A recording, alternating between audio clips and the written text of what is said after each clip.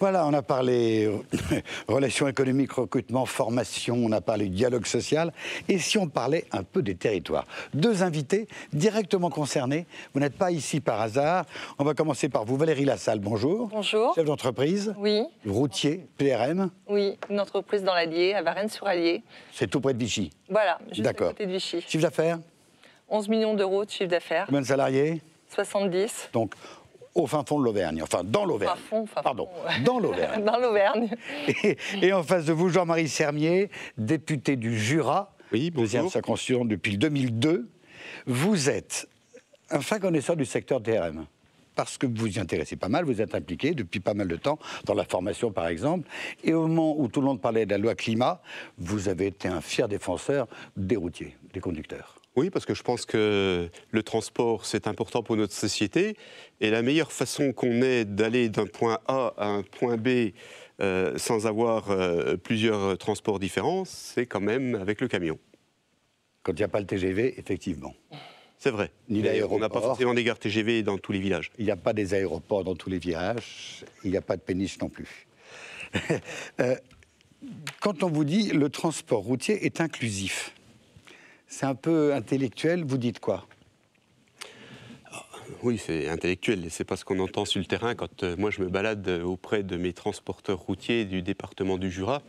C'est inclusif, ça veut dire qu'effectivement on est derrière dans un phénomène de société où le transport routier est aujourd'hui une offre essentielle. Je crois que c'est 90%.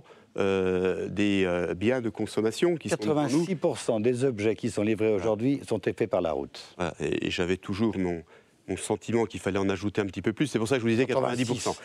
Mais en tous les cas, oui, 86 ou 90% des objets se passent par un camion.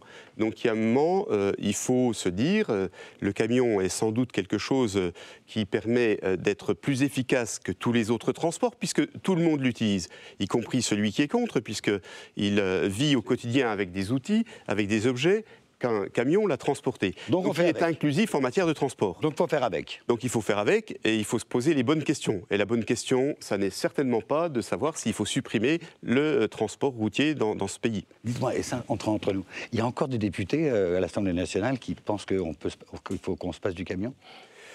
Bah écoutez...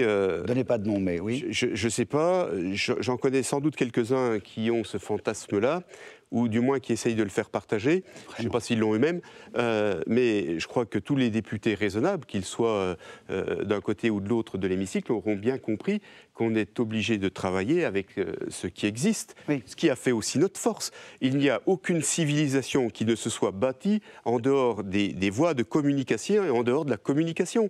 Donc le transport en général est absolument important. Moi, vous savez, je fais partie des personnes qui pensent que la planète est essentielle, évidemment, qu'il faut faire un travail formidable pour réussir à contenir le changement climatique, parce qu'aujourd'hui, on n'arrivera pas à stopper le changement climatique, oui. À contenir le changement climatique, donc à contenir les émissions de CO2, et ça, je le pense franchement, mais il faut aussi être en capacité de se dire que nous avons besoin d'activité, et je ne suis pas pour la décroissance. Et quand, à un moment donné, on croit à la science, parce qu'on pense que l'avenir passera par la science, eh bien, il faut trouver des solutions pour que demain, l'ensemble des transports, parce qu'on parle du camion, on peut aussi parler de l'avion, on parle même du bateau. Je suis président de l'Assemblée nationale.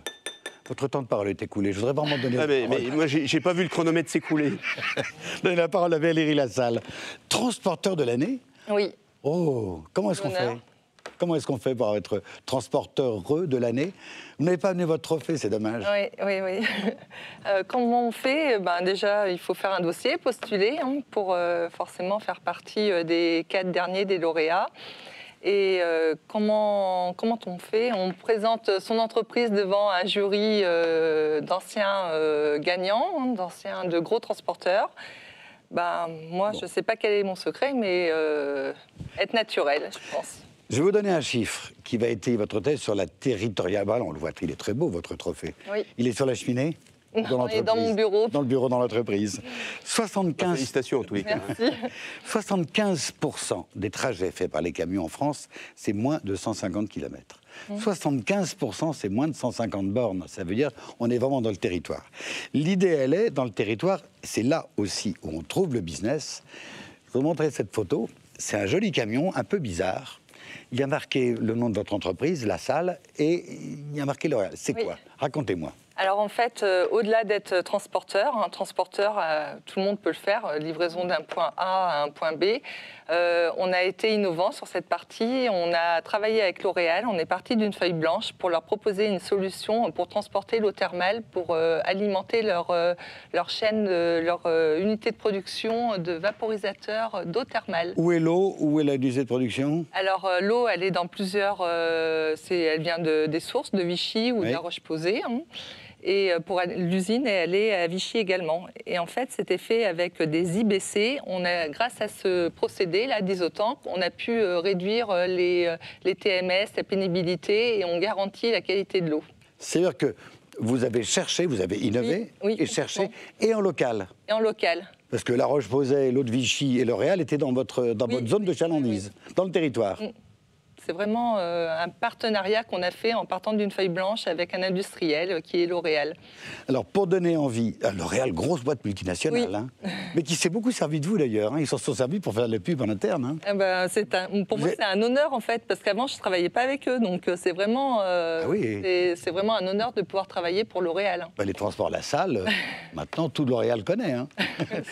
Donnez un autre exemple d'une entreprise qui est là, on quitte le Jura, on quitte l'Auvergne, on va dans les Deux-Sèvres, à Thouars, une entreprise Landry, qui elle aussi a trouvé du boulot localement, trouvé du marché, du business localement. Regardez.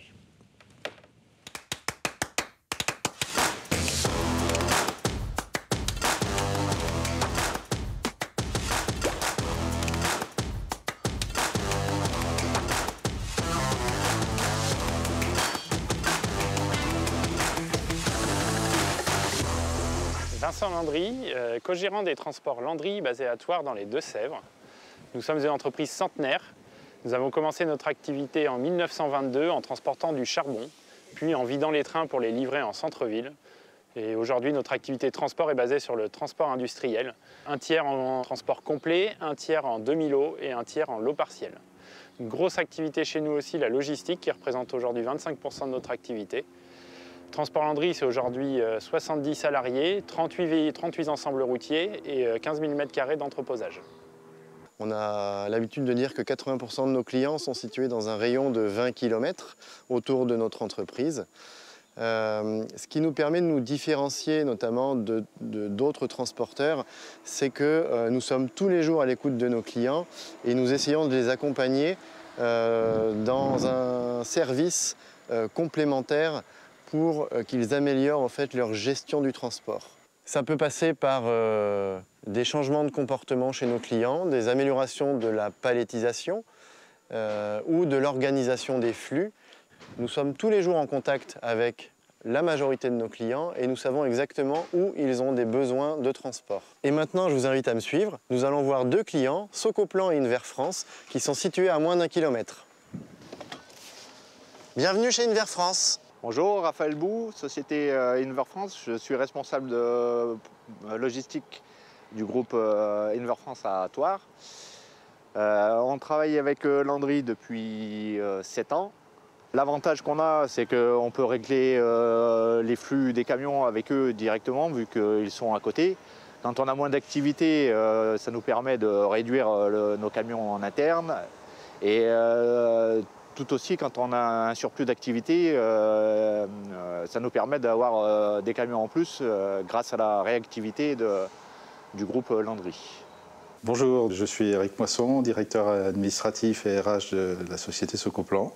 Une société qui comporte actuellement 370 collaborateurs, intérimaires plus titulaires. Une société qui fabrique donc des produits cosmétiques.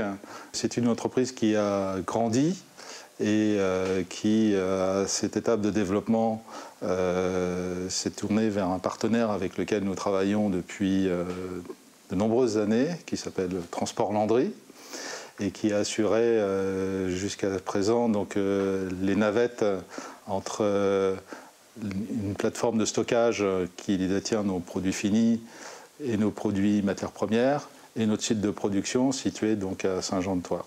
Cette étape a donc permis un rapprochement pour la construction d'un nouvel entrepôt qui cette fois est construit sur notre sol et qui est contigu donc à notre surface de production, ce qui va nous permettre d'abord d'avoir plus de surface disponible pour le stockage de nos produits, avec une augmentation à peu près de 25% de nos surfaces de stockage, et va permettre un nouveau développement de l'entreprise pour les prochaines années. C'est un exemple de partenariat qui nous permet de grandir, qui va permettre à la fois de grandir pour Transport Landry, à qui nous confions de plus en plus d'affrètement et de mouvements vers nos clients. On peut donc, en se bougeant un peu, trouver des clients à proximité. Valérie Lassalle, il faut mieux plein de clients à proximité ou 2 beaux clients internationaux? Plein de clients à proximité. Vraiment? Oui, mais s'ils sont tout proches de vous, ils peuvent faire plein de reproches. De toute façon, les transporteurs ont souvent des reproches de par leur image, mais après, non. Après, on a de la communication, on défend notre territoire, on est tous là pour défendre notre territoire, donc c'est bien de travailler avec des clients locaux. Ah, il y a le côté défendant le territoire, oui, en plus aussi, en commun. En plus de son métier. Il fait un petit truc en plus. Oui, je pense que quand on est dans le... Voilà, c'est toujours... déjà, c'est circuit court, et puis c'est la défense de son territoire, de sa zone, et de ses clients, de ses industries du territoire. Je suis dans le Jura et fier de l'être. On voit quand même pas ça sur les camions. Non, mais on est quand même fier de l'être et on sait qu'on a besoin, dans un département qui est particulièrement industriel, le département du Jura, la plus petite vallée, vous avez des entreprises familiales qui bossent et qui ont besoin de transport. Donc ils ont besoin de camions. Alors, ils ont besoin aussi de l'ensemble des moyens de transport, mais particulièrement des camions quand on est dans des reliefs chahutés. Plus il y a d'industrie, plus il y a de commerce, plus il y a de camions. Plus il y a d'activité, plus il y a de pouvoir d'achat, plus il y a de valeur ajoutée, et plus on répartit sur tout le monde. D'accord. Est-ce que les gens se plaignent des camions dans votre département? Ah, mais bien sûr, ils se plaignent des camions comme ils se plaignent des tracteurs, et pourtant ils mangent des produits agricoles toute l'année et ils sont bien contents. Non, mais rassurez-vous, s'il fallait s'occuper de ceux qui se plaignent de quelque chose, on ne ferait plus rien dans ce pays. Les gens se plaignent des camions Lassalle?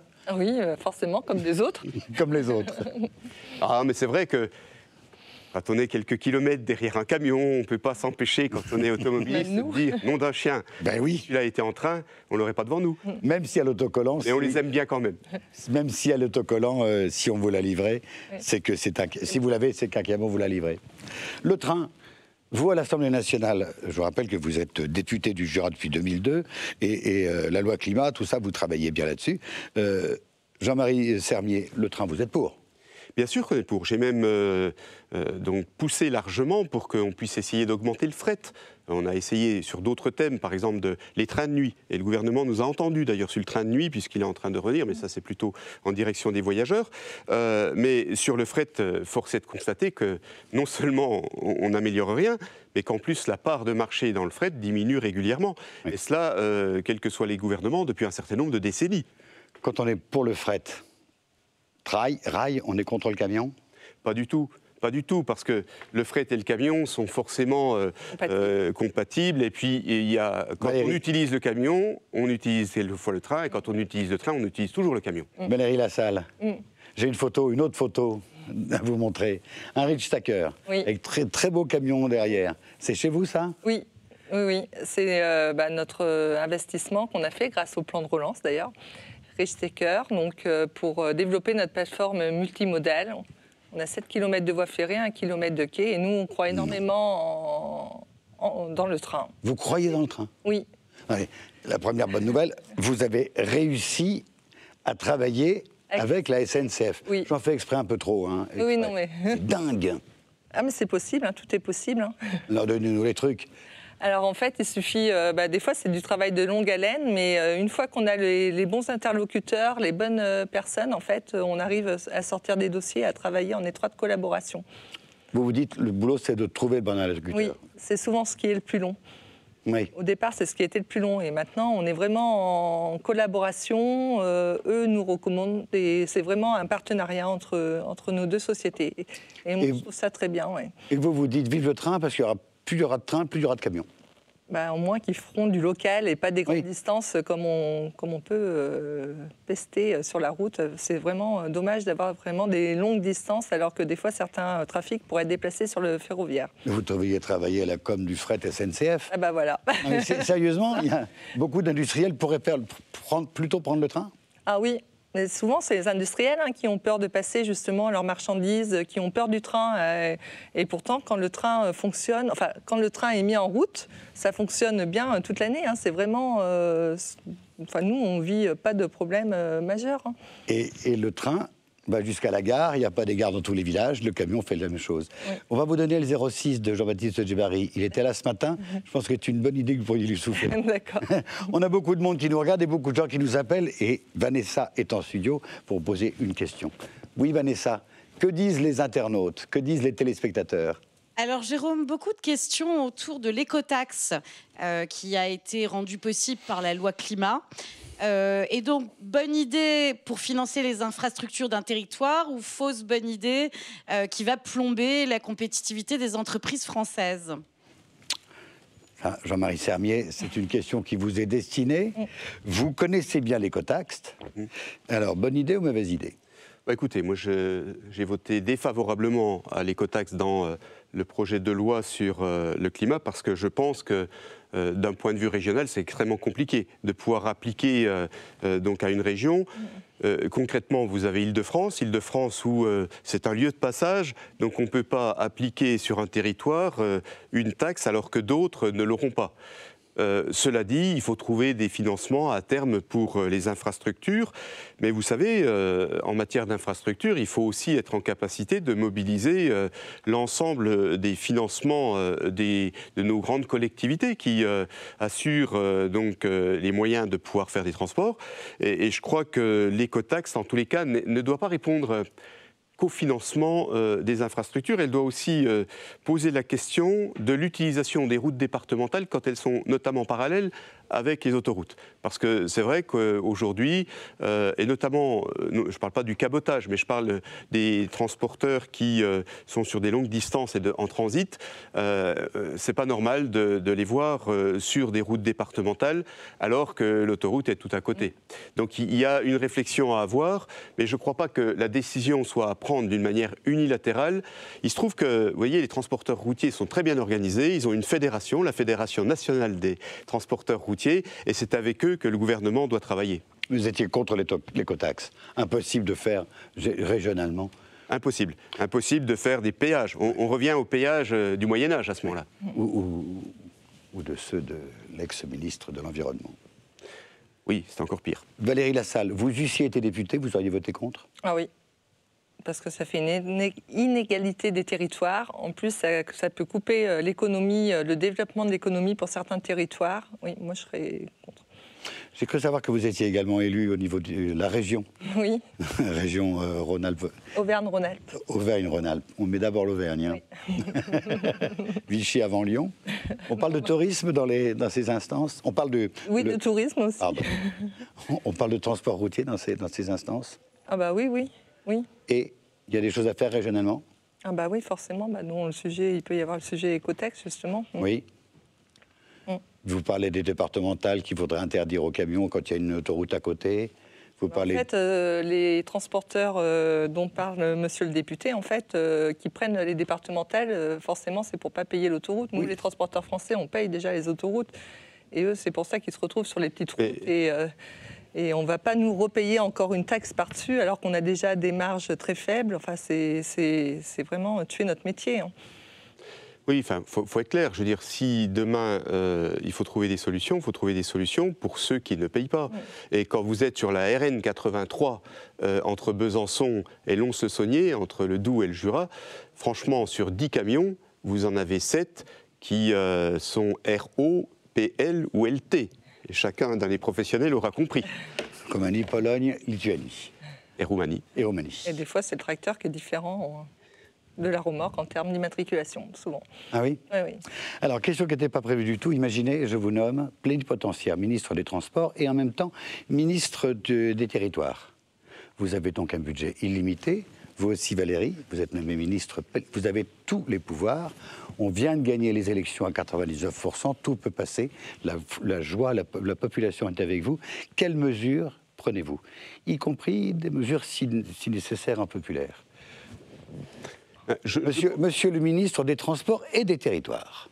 Bon, d'abord, vous êtes vraiment dans la politique fiction. Oui. Que je n'imagine pas puisse arriver. Non, mais quel souhait. Non pas que je puisse gagner, mais à 99%.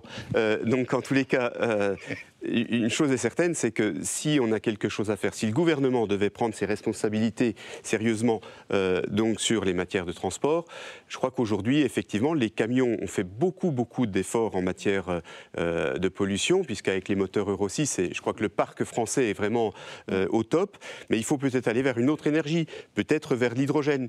Et plutôt que de taxer ceux qui n'iront pas, plutôt que de trouver des subventions.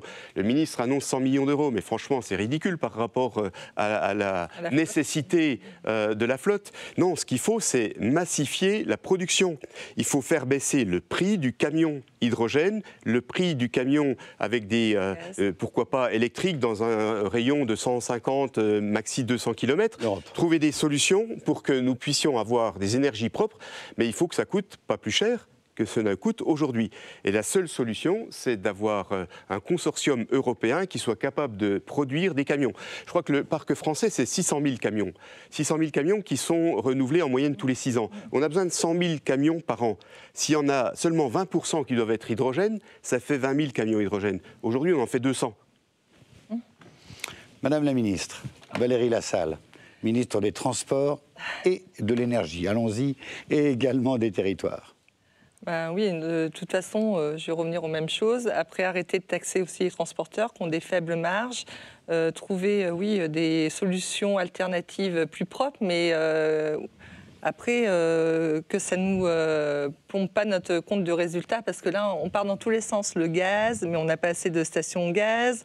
Enfin, après, il y a des maillages. Il faut sortir quelque chose. Je pense qu'on doit innover, mais tous aller dans le même sens, ou peut-être sûrement l'hydrogène. Mais après, nous, en tant que transporteurs, on ne sait plus, on ne s'y retrouve plus. Hein. Le gaz électrique, on n'a pas les moyens de payer un camion électrique non plus. Hein, quand on voit les prix, et je pense qu'il faut, je ne sais pas, je ne suis pas encore ministre, je ne suis pas bonne à être ministre. Il faut être ouvert à la réflexion de la technologie. La science nous aidera. Il y a dans un pays scandinave, on a testé donc une voie comme le tram avec caténaire et électrifié. Sur certains tronçons. Sur certains tronçons. Pas partout. Voilà, je veux dire, je dis pas que demain tout sera comme ça. Je dis simplement qu'il faut tester et il faut être suffisamment ouvert. Et je pense que les chefs d'entreprise le sont. S'ils sont chefs d'entreprise, c'est qu'ils ont été capables de s'adapter.